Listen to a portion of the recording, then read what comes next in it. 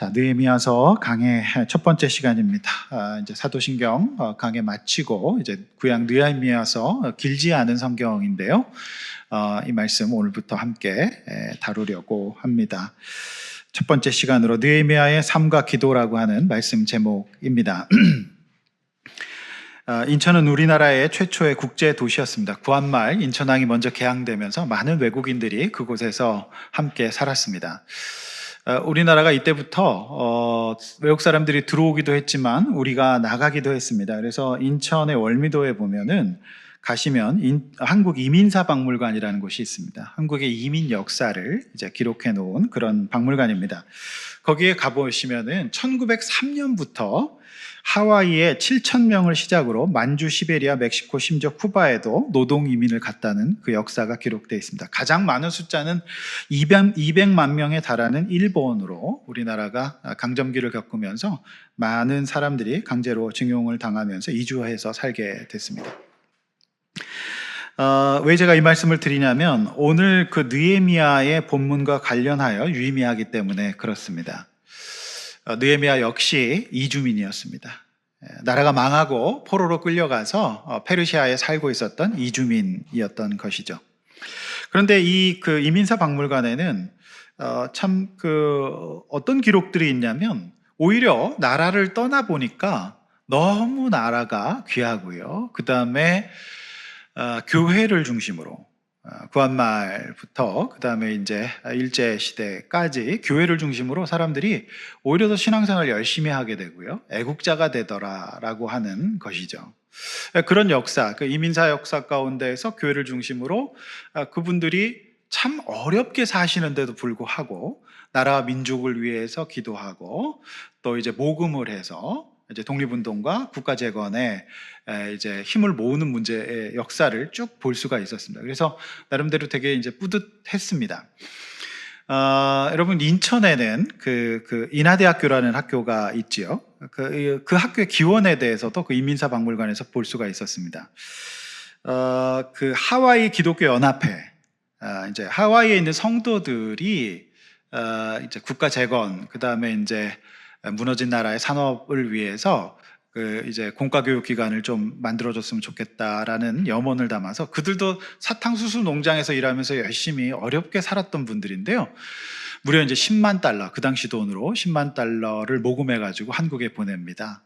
그래서 시작된 학교가 인천의 인자와 하와이의 하자를 따서 인하대학교가 된 겁니다. 저도 몰랐는데 왜 인하대학교인가 몰랐는데 인하대학교의 시작이 인천의 인자와 하와이의 하자로 시작되었다라고 하는 것을 보게 되었고 그 모태가 그 종자가 바로 하와이 기독교 연합회였다는 사실을 제가 보게 되면서 감사하고 많은 생각을 또 하게 되었던 것입니다.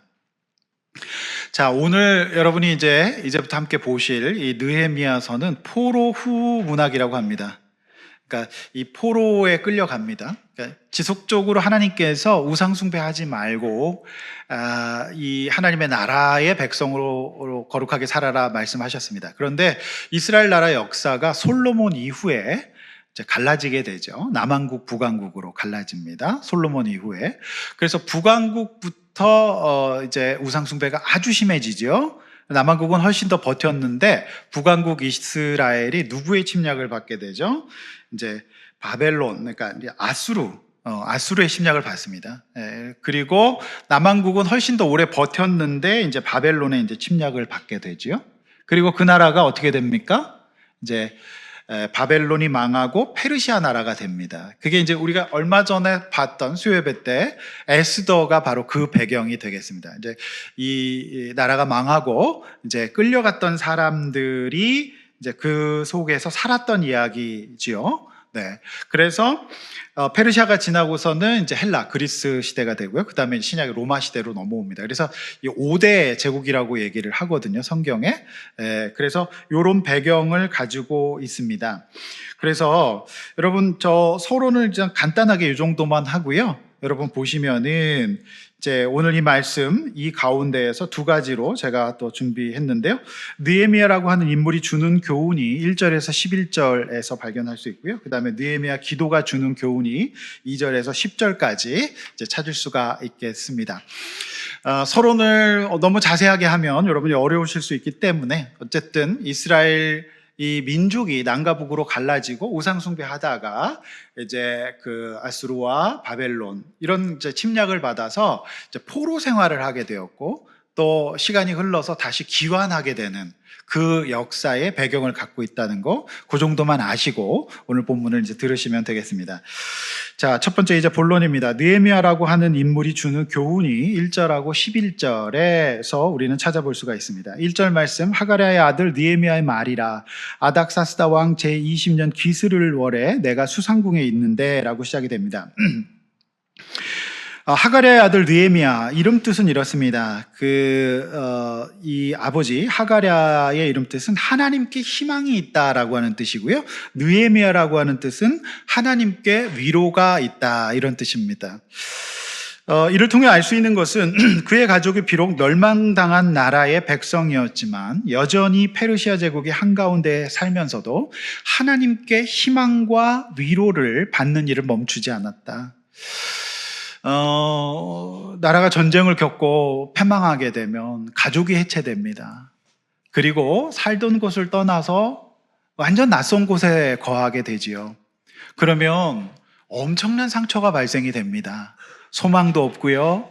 이제 포로 생활이니까 어떤 기약도 없는 참 영육간에 무너진 삶을 살게 됩니다. 저는 이스라엘의 역사와 우리 대한민국의 역사는 매우 유사한 점이 많습니다. 남과 북으로 갈라져 있고요. 우리도 여러 번 또 위기를 겪었습니다.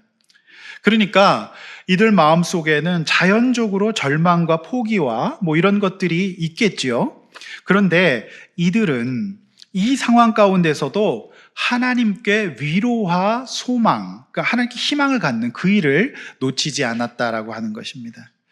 여러분, 이 세상 그 어떤 것이 우리에게 희망이 되고 위로가 되겠습니까? 우리 주님밖에 없습니다. 그 주님이 저와 여러분을 위로하시고 또 희망을 주시는 분이시라는 것을 우리 믿고 살 수 있기를 원합니다. 사람이 희망이 없으면 못 살아요. 사람이 위로받지 못하면 못 살거든요. 자, 위로받고 희망을 얻었던 이 느헤미야가 어떻게 살았는지 11절에서 말해주고 있어요.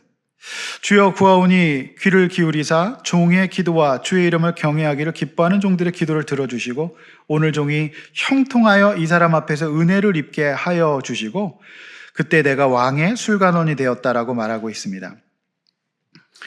하나님 앞에서 망해버린 민족 출신의 자녀였습니다. 그런데 그가 하나님의 위로를 받았고 희망을 잃지 않았습니다. 자, 하나님께 위로받고 희망을 잃지 않는 사람이 어떻게 살게 될까요? 자포자기하거나 절망하거나 나는 끝났다, 망했다 이렇게 살 수 있을까요? 여러분, 그렇게 살면 현실에 충실하지 못하고 자포자기하고 소극적이 되고 우리에게 주신 좋은 기회들도 놓칠 수가 있겠죠. 그런데 이 느헤미야는 지금 1절 말씀에는 수산궁에 있습니다. 이 수산궁이라고 하는 것은 아닥사스다, 이 페르시아 왕의 겨울 궁전입니다. 그래서 여기 기스를 월이라고 적혀 있잖아요. 기스를 월이 언제냐면 유대의 달력인데요. 겨울입니다. 11월, 12월을 얘기합니다.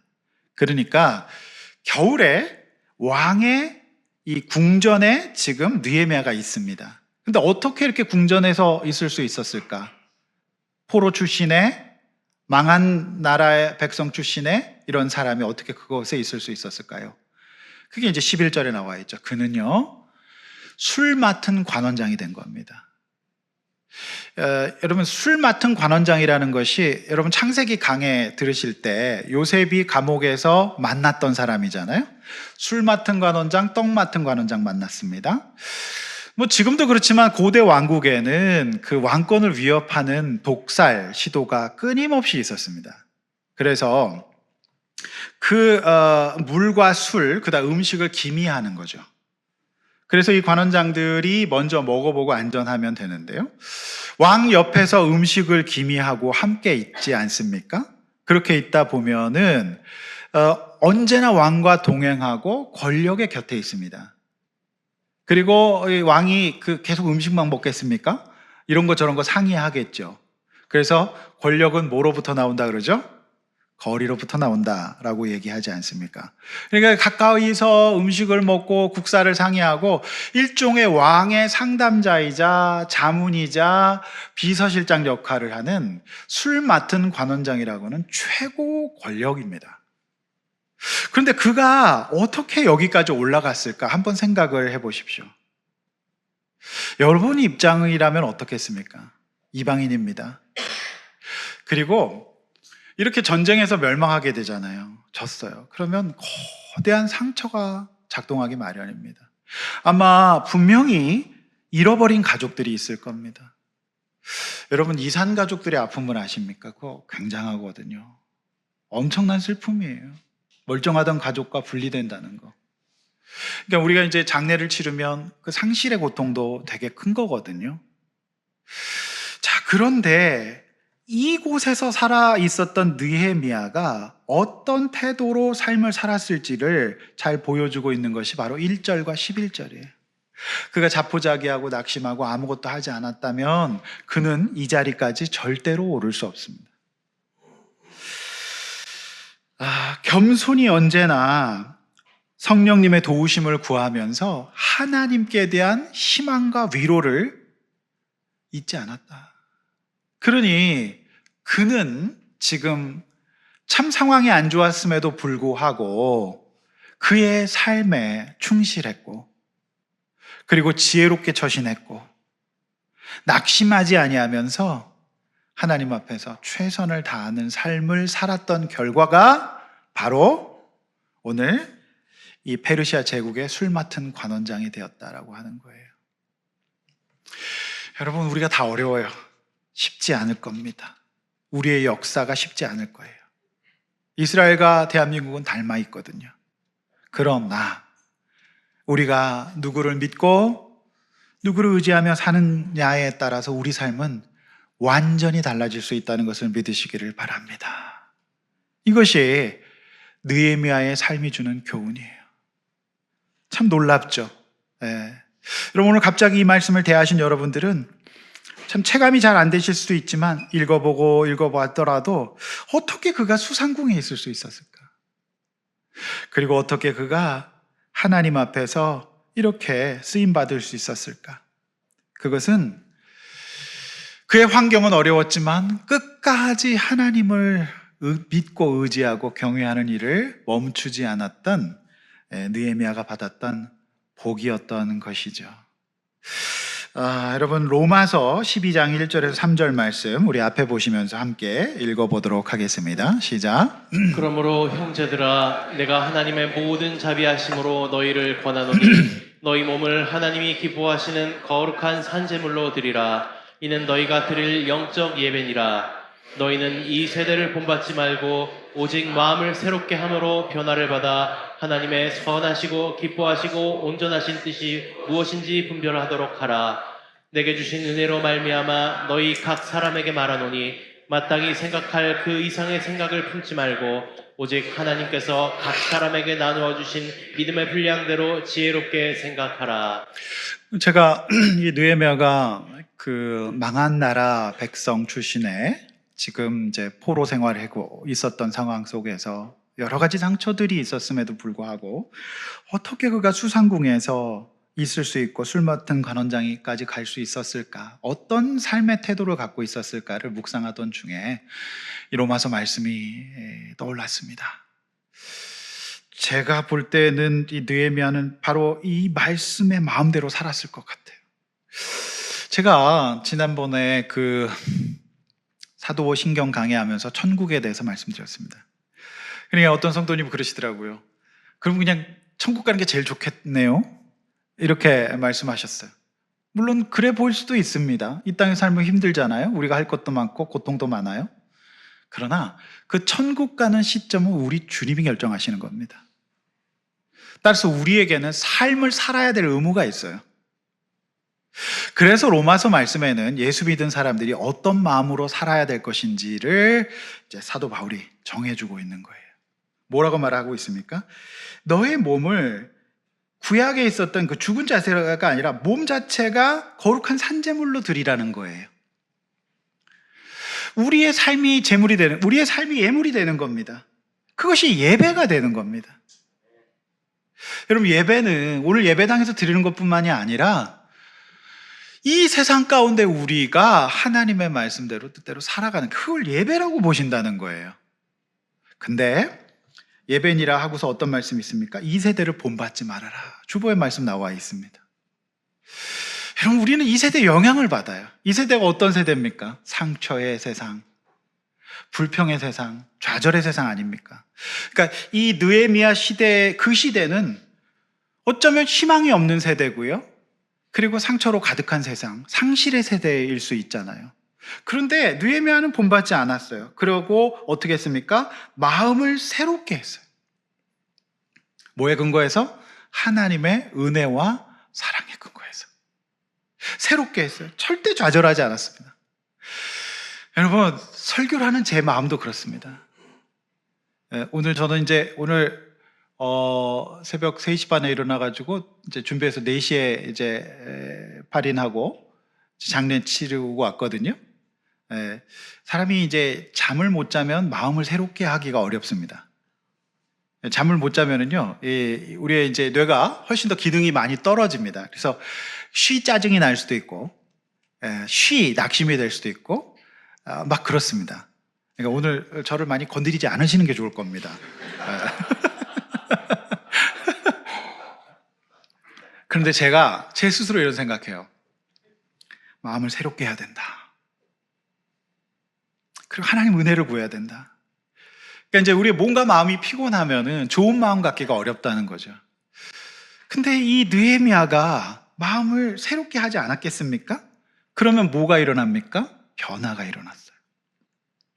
그러면서 느헤미야는 오늘 이 로마서 말씀 그대로 살았던 것 같아요.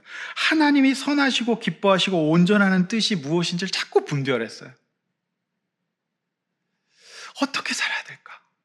마음을 오늘 내가 어떻게 가져가야 될까? 자꾸만 분별했어요. 그리고 그는 은혜가 있었어요. 그러면서 로마서 말씀에 아주 중요한 말씀인데요.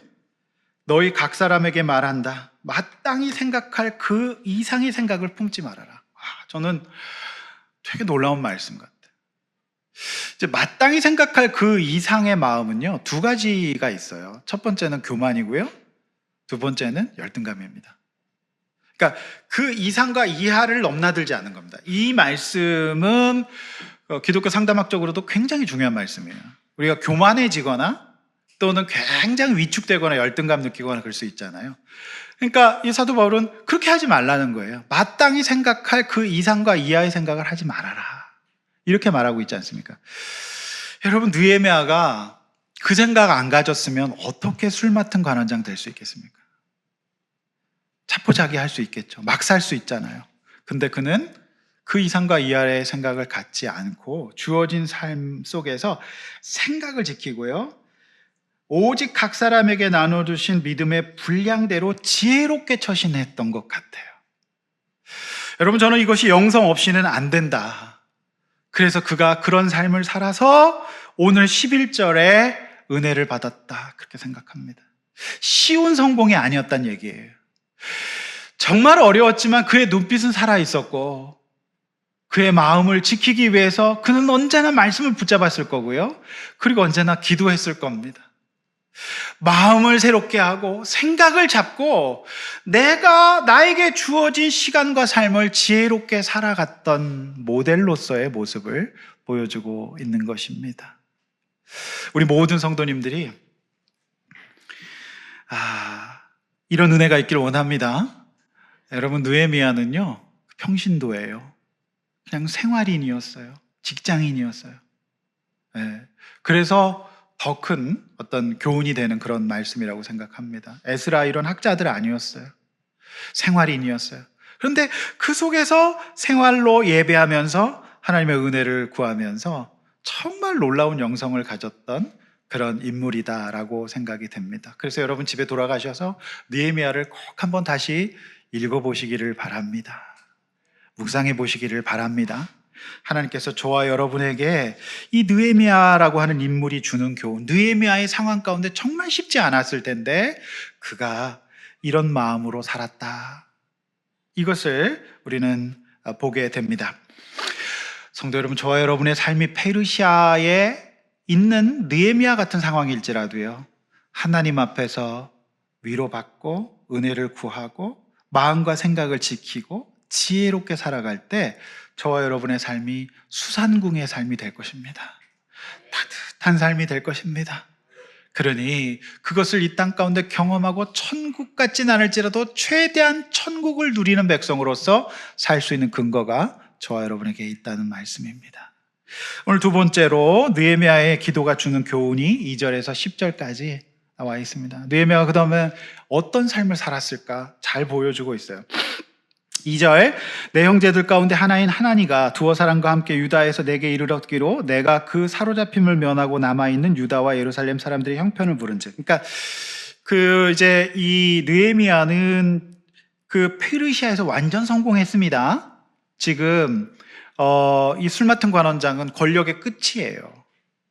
그러니까 정말 국가 권력자가 된 상황인데 그가 어디에 관심을 가져요?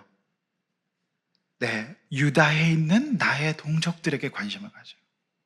굉장히 인상적이죠. 3절, 그들이 내게 이르되 사로잡힘을 면하고 남아있는 자들이 그 지방 거기에서 큰 환난을 당하고 능욕을 받으며 예루살렘 성은 허물어지고 성문은 불탔다. 여러분, 이게 이제 예루살렘의 형편입니다. 그러니까 완전히 멸망했는데 에스라가 먼저 가서 성전은 겨우 건축했습니다. 그런데 도시 기능이 안 돼 있어요. 성벽이 없으니까요. 그러니까 여전히 짓밟힙니다. 여전히 취약합니다. 그러니까 제대로 된 국가 기능이 없어서 아무 보호도 받지 못하고 백성들은 여기 2절 말씀, 3절 말씀처럼 환난을 당합니다. 그리고 큰 능욕을 받고 있어요. 성문들을 붙잡고 허물어졌어요. 마치 6.25 전쟁 후에 우리 대한민국 같은 상황이라고 볼 수가 있습니다. 그런데 지금 느헤미야의 상황은 어때요? 지금 너무 안락한 수상궁에 있거든요. 그리고 그는 성공했거든요. 이것이 저 여러분들에게 주는 교훈입니다. 우리는 내 몸이 편하고 내가 성공하고 아무 문제가 없을 때 여러분 이 느헤미야처럼 생각하기가 꽤나 어려울 겁니다. 그는 엄청난 성공을 이루었어요. 하나님의 은혜로.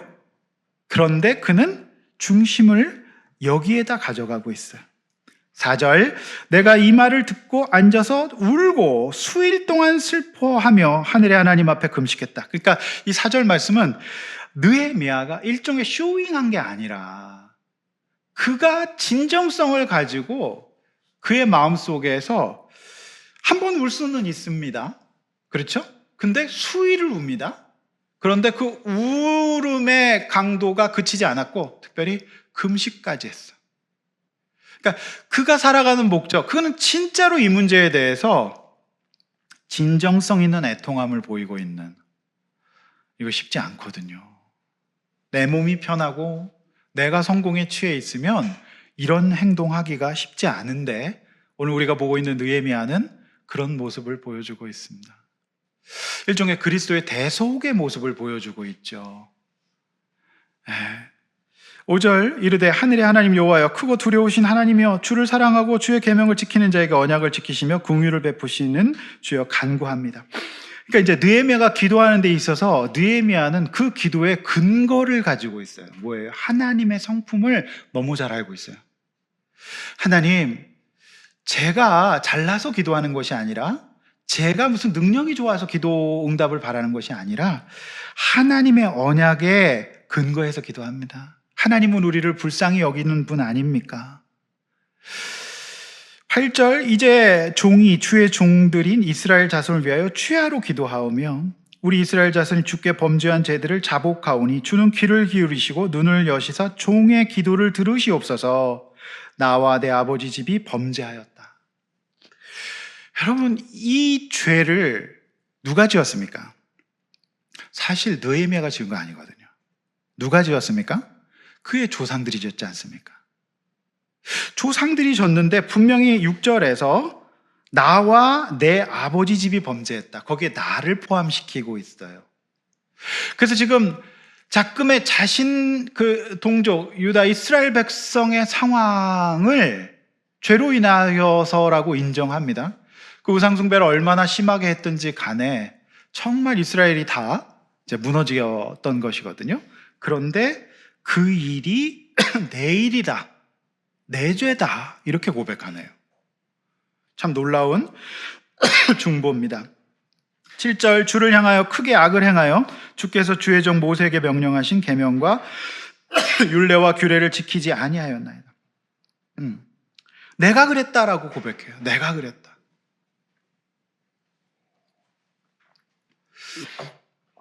자신이 지은 죄가 아니거든요.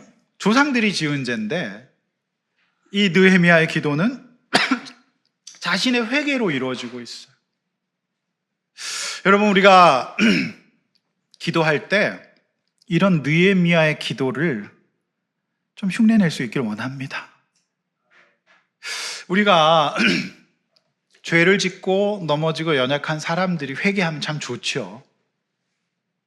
근데 그들이 회개하는 일이 잘 일어나지 않지 않습니까? 그러면 우리는 흔히 이렇게 할 수 있습니다. 그 죄를 진단하고 그 모습에 대해서 판단하는 일은 잘 할 수 있습니다. 이러니까 이랬지라고 할 수 있잖아요. 그런데 느헤미야는 그렇게 하지 않았어. 그들이 회개하면 좋지만 회개 안 하잖아요. 그럼 어떻게 해야 됩니까? 자신이 그 죄를 끌어안고 기도하는 거예요. 하나님, 제가 회개합니다. 불쌍히 여겨주십시오. 이렇게 이제 기도하는 모습이죠. 여러분, 어머니들이 자녀들을 위해 기도할 때 자녀들이 좀 깨닫고 회개하면 좋은데 회개와 깨달음을 잘 안 하잖아요. 그러면 믿음의 어머니들은 반드시 이렇게 기도합니다. 대신 회개합니다. 제 탓입니다. 죄입니다. 하나님 불쌍히 여겨주십시오. 나와 우리 집의 죄입니다. 이렇게 기도하지 않습니까? 여러분, 이것이 바로 느헤미야의 기도였던 것입니다. 8절 옛적에 주께서 주의 종에게 명령하여 이르시되 만일 너희가 범죄하면 내가 너희를 여러 나라 가운데서 흩을 것이요. 9절 만일 내게로 돌아와 내 계명을 지켜 행하면 너희 쫓긴 자가 하늘 끝에 있을지라도 내가 거기부터 그들을 모아 내 이름을 두려고 택한 곳에 돌아오게 하리라 하신 말씀을 이제 청하건대 기억하옵소서. 여러분, 이게요 참 놀라운 말씀인데요. 보통 우리가 기도하는 사람, 말씀 보는 사람 좀 이렇게 좀 구별이 되어 있는 측면이 한국교회에 있습니다. 그래서 말씀을 많이 보는 사람은 기도를 많이 안 하는 측면이 있고요. 기도를 더 많이 하시는 분들은 말씀이 좀 부족한 경우가 있습니다. 근데 사실은요, 그런 모습은 성경적으로 성립할 수 없습니다. 지금 이 느헤미야의 기도는 철저하게 성경 말씀에 근거한 기도를 드리고 있어요. 여러분, 오늘 여기서 했던 이 말씀들은요, 이스라엘 백성들이 잘 알고 있었던 레위기 26장, 신명기 28장, 그 다음에 30장 말씀이에요. 그러니까 느헤미야가 기도를 하는데 말씀에 근거해서 그 말씀을 따라서 기도하고 있는 거예요. 따라서 말씀과 기도는 하나인 것입니다. 분리할 수 없는 겁니다. 만약에 이제 말씀이 없는데 이제 기도를 하게 되면 어떤 증상이 일어나냐면 지금 느헤미야의 기도와 같이 중보 기도나 하나님 나라의 유익을 추구하는 기도보다는 여전히 자신을 위한 기도를 할 가능성이 있어 보입니다. 그래서 느헤미야의 기도는 말씀에 근거한 기도였기 때문에 하나님께서 응답하실 수밖에 없었다 라고 하는 것을 알 수 있습니다. 여러분, 오늘 이 말씀에 이제 6절부터 나와 있는 말씀의 근거 구절, 레위기 26장, 신명기 26장, 신명기 30장 말씀, 여러분 주보 앞에 보시면서 함께 읽어보겠습니다. 시작. 내가 너희를 여러 민족 중에 흩을 것이요 내가 칼을 빼어 너희를 따르게 하리니 너희의 땅이 황무하며 너희의 성읍이 황폐하리라. 여호와께서 너를 땅 이 끝에서 저 끝까지 만민 중에 흩으시리니 내가 그곳에서 너와 내 조상들이 알지 못하던 목석, 목석 우상들을 섬길 것이라. 내 하나님 여호와께서 마음을 돌이키시고 너를 긍휼히 여기사 포로에서 돌아오게 하시되 내 하나님 여호와께서 흩으신 그 모든 백성 중에서 너를 모으시리니 내 쫓겨간 자들이 하늘가에 있을지라도 내 하나님 여호와께서 거기서 너를 모으실 것이며 거기서부터 너를 이끄실 것이라. 아멘. 네. 그러니까 지금 느헤미야는 이 회파된 상황 가운데 동족들의 고통들을 보면서도 말씀을 잃지 않았던 거예요. 여러분, 우리의 소망은 잠시 우리의 기분이나 감정이 아닙니다. 우리의 상황을 버틸 수 있는 뼈대와 같은 말씀이 있어야 됩니다. 그래서 느헤미야는 이 말씀을 꼭 붙들고 이 동족의 허물어진 상황, 능욕당하는 상황, 큰 환난의 상황 가운데, 불탄 상황 가운데서도 하나님 앞에서 이 언약 딱 붙들고 하나님 이제 돌아가게 하여 주십시오. 그리고 살려주십시오. 그렇게 기도했던 것이죠. 여러분, 결정적으로 10절 말씀, 이들은 주께서 일찍이 큰 권능과 강한 손으로 구속하신 주의 종들이요 주의 백성입니다. 여러분, 제가 볼 때는 하나님께서 이 말씀 앞에서 응답하실 수밖에 없다고 생각합니다. 느헤미야의 이 제거는 성공했거든요. 네. 여러분, 이 기도가 뭡니까? 하나님, 저들이 지금 비록 심판받았지만 저들은 하나님께서 구속하신 종들이고 하나님의 백성 아닙니까? 라고 기도하고 있었던 것이죠. 이러한 현실을 파악하는 능력, 또 기도할 수 있는 능력, 이것이 저와 여러분의 삶을 바꿔줄 줄로 믿습니다. 여러분, 그렇게 기도할 수 있기를 원합니다.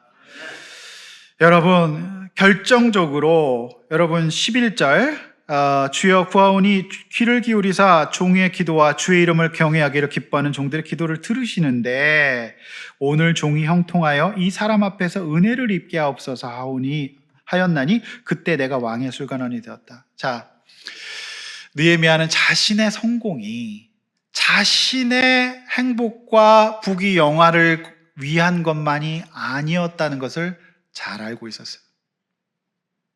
하나님, 제가 이 땅 가운데서 가장 높은 관직인 술 맡은 관원장까지 될 수 있었던 것은 하나님께서 내 기도를 들으시고 우리 민족을 살리기 위한 이 구원의 계획 가운데 포함된 역할이라는 것을 느헤미야는 잊지 않았던 것입니다. 여러분, 이것이 바로 우리 그리스도인이 이 땅에서 살아가되 하나님의 은혜 가운데서 성공해야 될 이유인 것입니다. 우리가 가지고 있는 재물, 우리가 갖고 있는 능력, 우리가 갖고 있는 지식과 지혜를 갖고 뭘 해야 될까요? 세상 사람들은 자신을 위해서, 자신의 부귀와 영화를 위해서 사용할 줄밖에 모릅니다. 그러나 느헤미야는 정말로 교만할 수 있는 상황이고 아무도 느헤미야를 못 건드리는 상황이에요. 근데 그 중에서도 동족들의 회파된 상황을 애통해했고 정말로 간절하게 금식하며 기도했어요. 그리고 자신의 성공은 내 능력이 아니라 하나님이 주신 은혜였고 기회다라고 고백했던 것입니다. 여러분, 이것이 우리 그리스도인들이 이 땅에서 각자의 영역에서 성공과 성취를 이루어야 될 근거가 되는 것이죠. 성도 여러분, 우리 각자를 한번 돌아보실 수 있길 원합니다. 나만의 성공이 아니라요, 나만의 행복이 아니라 느헤미야처럼 쓰임받는 삶을 사실 때 행복하실 수 있습니다. 여러분, 제가 서론에서 말씀드렸던 이민사 박물관에 하와이에 있는 그 성도들은요, 사탕수수 농장에서 다 근로자로 일했어요. 근데 그들이요, 그렇게 어렵게 모은 물질을 갖고 독립운동과 우리나라의 재건에 사용했어요. 여러분, 저는 그분들이 행복했을 거라고 믿습니다. 과학적으로도요, 자신의 행복과 자신 가족의 행복만을 위해 사는 사람들의 행복도는 현저하게 떨어진다고 합니다. 우리가 하나님 앞에서 느헤미야처럼 쓰임받으며 살 때 우리 가운데 놀라운 보람과 삶의 의미와 목적이 생겨서 어떤 어려움도 어떤 환난도 통과할 수 있는 힘이 생길 줄로 믿습니다. 근거가 있다는 말입니다. 나만을 위해 살면 절대 그거 못 버팁니다. 어려움이 있을 때마다 근거가 있어요. 하나님, 저는 저만을 위해 사는 것이 아니라 나보다 힘들고 어려운 사람들, 고통당하는 백성들, 성도들 위해 하나님 제가 살아갈 수 있도록 도와주십시오. 그렇게 할 때 하나님께서 여러분 마음과 생각을 지켜주시고 새롭게 해주실 줄로 믿습니다. 여러분, 그래서 참 건강을 이야기하는 의학자, 뇌과학자들은 모두 다 최고의 예방법은 사회적 관계를 지속하라는 거예요. 한마디로 저는 우리가 교회 나와서 말씀 듣고요, 다른 사람들 이야기 듣고 다른 사람들 위해 기도하는 유익한 존재, 이것이 우리를 지켜줄 것입니다. 이것이 우리를 보호해 줄 것입니다. 왜냐하면 성령께서는 바로 그 일에 역사하시기 때문이에요. 그 일에 하나님이 도우시고 이 일에 하나님께서 기름 부어 주시기 때문에 그렇습니다. 여러분, 성공하고 싶으십니까? 여러분, 승진하고 높아지고 돈을 많이 벌고 싶으십니까? 여러분, 하나님 앞에서 느헤미야처럼 쓰임받게 해달라고 기도해 보십시오. 하나님께서 그 은혜를 주실 줄로 믿습니다. 성령께서 보혜사를 그 일에 보내주실 줄로 믿습니다. 우리가 너무너무 좋은 환경 속에서도 약자들을 위해 기도하고 부담을 가지는 것, 이것이 바로 그리스도인의 삶이라는 것을 오늘 느헤미야는 보여주고 있습니다. 그는 여러분과 같은 평신도였습니다. 그것이 저와 여러분의 인생에 어떤 모델이 될 수 있다라고 하는 것입니다. 여러분, 오늘 이 말씀으로 이제 느헤미야 강해를 시작했습니다. 그의 삶과 그의 기도가 주는 교훈을 한 주간 동안 묵상하시면서 여러분이 어떤 삶을 살아야 될지를 잘 묵상해 보시기를 바랍니다. 말씀을 맺겠습니다. 상처와 불평과 포기의 상황일지라도 성령님의 도우심을 입어 여러분의 삶을 하나님이 기뻐하시는 산제사로 드려보십시오. 마땅히 생각할 그 이상과 이하의 것을 생각하지 말고 지혜롭게 살 수 있는 근거가 우리 신앙생활 가운데 있습니다. 그리고 내가 편하고 잘 되는 순간에도 여전히 약자들과 고통당하는 자들을 위해 진정성 있게 기도해 보십시오. 하나님께서 여러분에게 건강 주시고 지혜를 주시고 물질을 더해 주실 줄로 믿습니다. 그 일을 위해서 하나님께서 주신 성취를 사용하여서 하나님께서 앞으로 느헤미야 말씀을 통해서 우리 공동체에 주실 큰 은혜를 기대하기를 원합니다. 이 시간에 함께 찬양하고 기도하려고 합니다. 나의 백성이, 오늘 말씀 기억하면서 우리 찬양하고 기도하도록 하겠습니다. 나의 백성이 찬양입니다.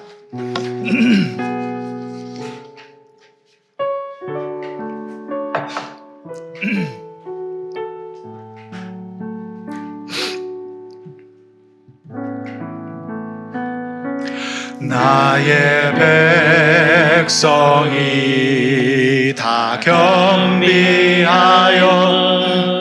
내게 기도하며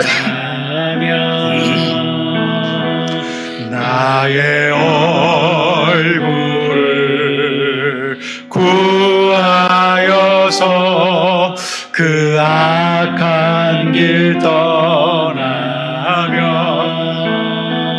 하늘에서 듣고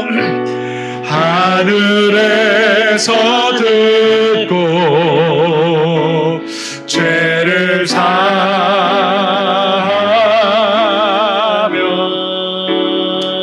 그들의 땅을 고치리라. 그들의 땅을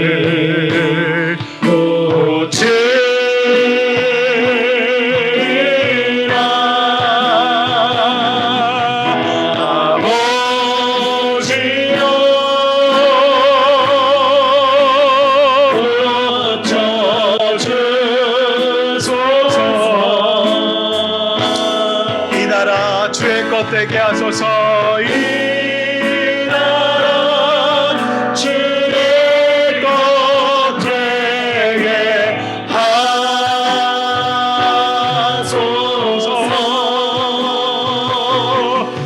주 하나님 간절히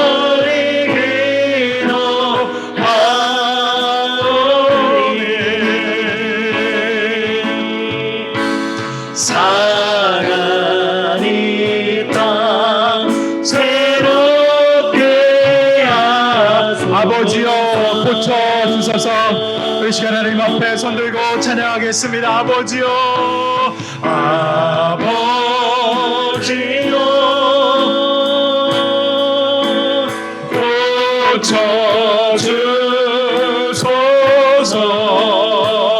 고쳐주소서. 이 나라를 주님의 것이 되게 하소서. 이 나라 주의 것 되게 하소서. 주 하나님 간절히 기도하오니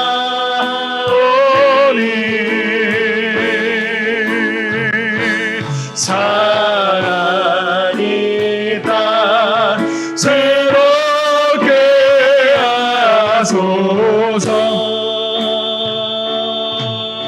여러분 이 시간에 먼저 기도합시다. 여러분은 어떤 소식을 듣고 있습니까? 여러분 절망적인 소식, 힘든 소식, 어려움의 소식을 듣고 있습니까? 그러면 여러분 어떻게 하십니까? 그건 내 문제가 아니니까 괜찮다고 하시면 안 됩니다. 여러분 이 시간에 기도합시다. 간절하게 기도합시다.